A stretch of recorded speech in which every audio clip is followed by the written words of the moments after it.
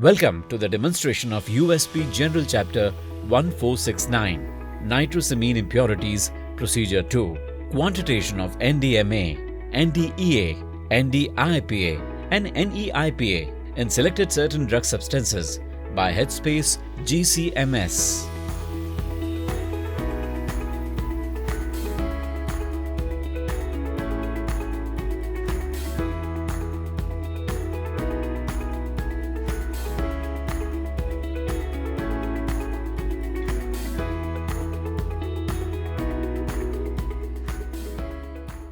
Nitrosamine impurities may increase the risk of cancer if people are exposed to them above acceptable levels and over long periods of time. But a person taking a drug that contains nitrosamines at or below the acceptable daily intake limits every day for 70 years is not expected to have an increased risk of cancer.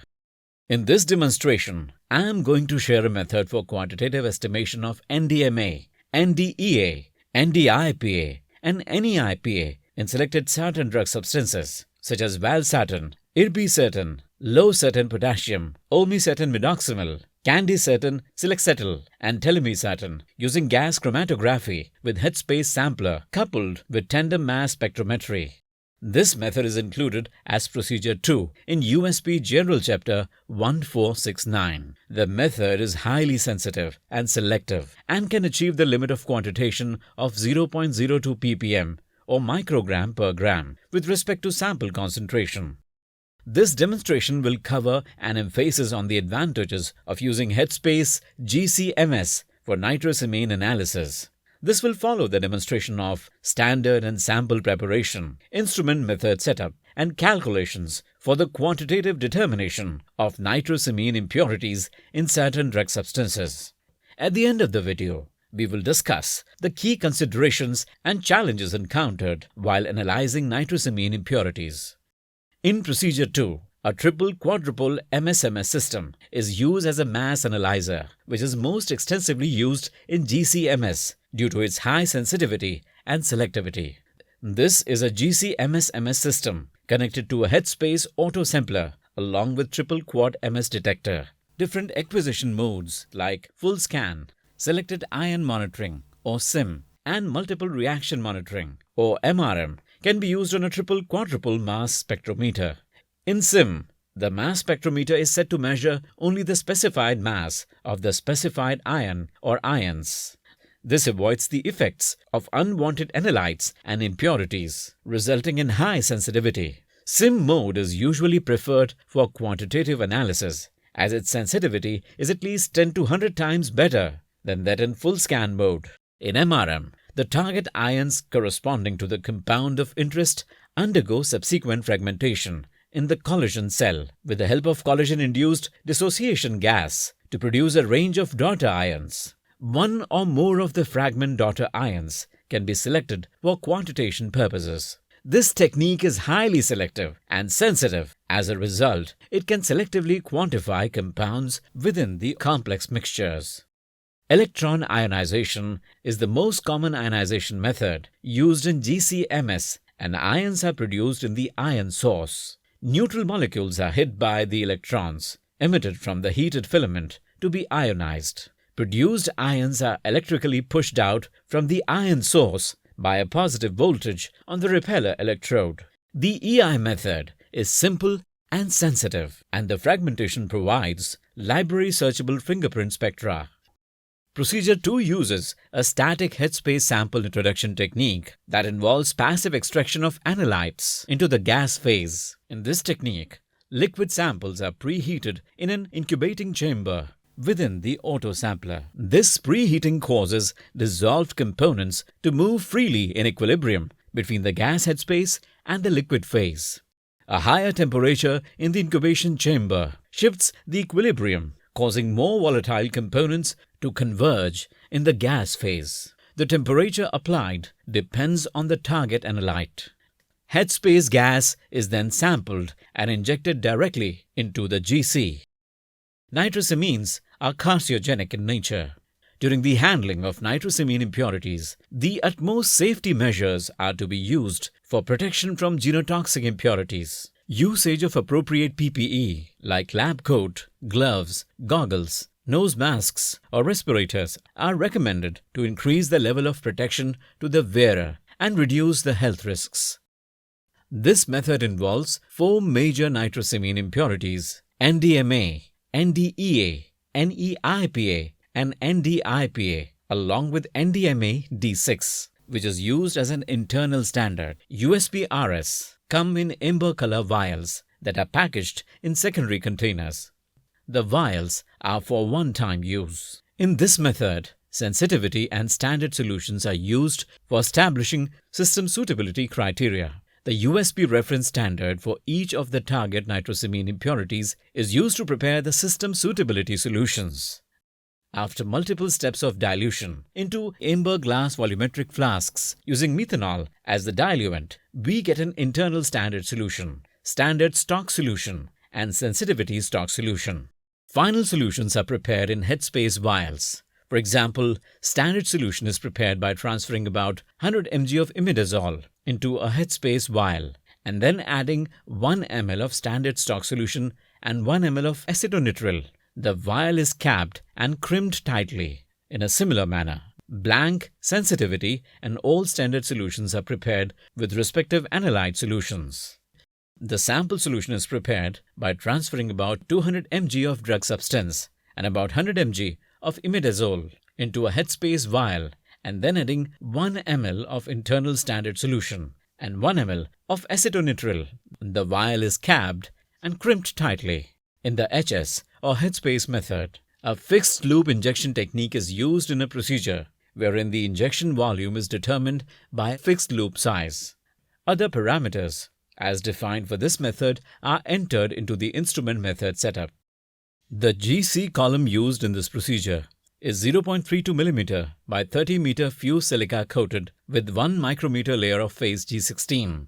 Other GC parameters include a split injector type with a split ratio of 1:1 or 1:3 depending on the instrument model. Helium was used as the carrier gas at a constant flow of 1.8 ml per minute. The column oven temperature program starts with an initial temperature of 45 degrees centigrade, subsequently increased to a final temperature of 240 degrees centigrade. The mass detector used in this procedure is a triple-quadruple tandem mass spectrometer with electron ionization mode. The acquisition mode used was multiple reaction monitoring or MRM, and the different acquisition events are created based on the analytes. The acquisition start and end times are defined based on the retention times of analytes. Appropriate fragment voltage and collision energies were optimized for NDMA, NDEA, NDIPA and NEIPA along with NDMA D6, which is used as the internal standard. These collision energies are suitable for the most available GC-MS-MS systems. A representative sample set is shown here for typical sample analysis. A representative total ion chromatogram of sensitivity solution is shown here. A representative sensitivity solution chromatogram is shown here, with extracted MZ values for each of the nitrosamine impurities. For system suitability, one requirement is that the signal-to-noise ratio is not less than 10 for each nitrosamine peak in the sensitivity solution, and the other requirement is relative standard deviation, which should be not more than 20% for the ratio of impurity standard peak response to the internal standard peak response from 6 replicate injections of the standard solution. After peak integration by the software, we can take the peak areas reported by the software and use them to calculate the RSD as shown on the screen. For sample analysis, we quantify the samples against standard solution injections. For example, the values highlighted in orange color are reported by the software. The values highlighted in green color are known from solution preparation. Then, the nitrosamine content in ppm can be calculated using the peak response ratio of the specified nitrosamine impurity to that of the internal standard from the sample solution, average peak response ratio of the specified nitrosamine impurity to that of the internal standard from the standard solution, concentration of nitrosamine in the standard solution and concentration of the drug substance in the sample solution as shown on the screen. In the example shown here, the level of NDMA in the tested sample was calculated to be 0.02 ppm. Before adapting this procedure to other nitrosamines, other drug substances, drug products or other sample types, it is important to consider characteristics of nitrosamines such as thermal stability, volatility, sample type and respective solubility need to be considered. Selection of the appropriate diluent is important. Use of high purity solvents, methanol in this case, is recommended to avoid interferences and achieve sensitivity. Other considerations include the extraction of volatile analyte from the non-volatile sample and the potential presence of precursors such as secondary amines or nitrite in the sample, reagents, solvents used. Another important consideration is the availability of well-characterized reference standards. Desired LOQ and LOD are key considerations for the establishment of sensitivity of the method. The ion source should be cleaned as per the manufacturer's recommendation to get better sensitivity and reproducibility. There are multiple challenges that need to be overcome for the successful execution of this method. Select suitable headspace vials and closures. Since low boiling point solvents like acetonitrile and methanol are used as diluents in this method, high pressure and temperature can build up inside the headspace vial. Thus, it is preferable to select high temperature and pressure-resistant septa for the headspace vial caps. Imidazole, which is used in the headspace vials, is hygroscopic in nature, so while weighing it, protect the headspace vial from moisture entrapment. Matrix interference should be evaluated using an internal standard such as isotopically labeled compounds NDMA D6 is another recommendation, as the analyte to internal standard response ratio can compensate for the matrix effect and the ion suppression during analysis, providing a more accurate and precise method. Selection of the right equipment and preparation of headspace vials play an important role in achieving lower detection and quantification limits. Overall, the HSGC MSMS method is simple, fast, selective, sensitive, accurate and precise. There is no interference from diluent or solvents. The nitrosamines are thermally stable under the method conditions. The method can be used efficiently and effectively to analyze nitrosamines in drug substances without interference. We hope this video has helped you gain a better understanding of Procedure 2 of USP General Chapter 1469. For more information or any other questions, please reach out to us at www.usp.org. Thank you.